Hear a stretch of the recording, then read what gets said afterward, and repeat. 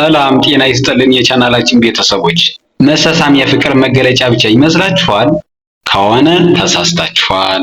ሳይንሳዊ ጥናቶች እንደሚያሳዩት መሳሳም ለጤናችን እጅግ አስገራሚ የሆኑ ጥቅሞች አሉት።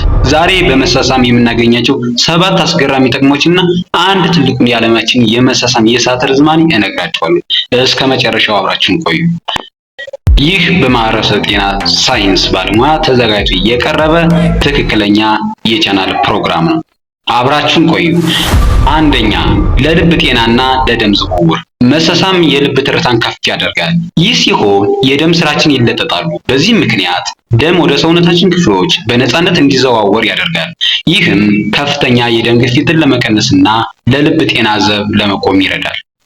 ሁለተኛ፣ የፊት ውበትን ለመጠበቅ በምንሳሳምበት ወቅት ከ30 በላይ የፊት ጡንቻዎችን ይሳተፋሉ።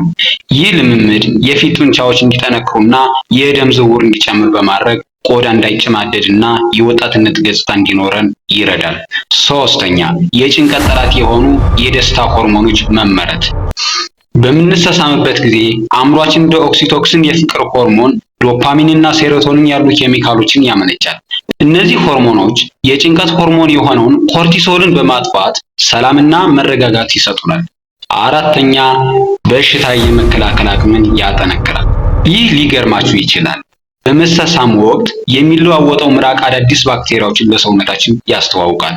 ይህም የሰውነታችን መከላከያ ኢሚኒቲ ሲስተም ጠንካራ ጸረ ሰውነቶችን አንቲቦዲስ እንዲያመርት ያነቃቀዋል። አምስተኛ፣ ካሎሪን ለማቃጠል ይረዳል። ብዙዎች መሳሳም ከፍተኛ ካሎሪን ያቃጥላል ይላሉ። እውነታው ግን በመደበኛ መሳሳም በደቂቃ ከ2 እስከ 6 ካሎሪ ማቃጠል ይችላል፣ ምንም እንኳን እንደ ጅም ባይሆንም። ለሰውነት ሜታቦሊዝም መነቃቃት ግን የራሱ አስተዋጽኦ አለው።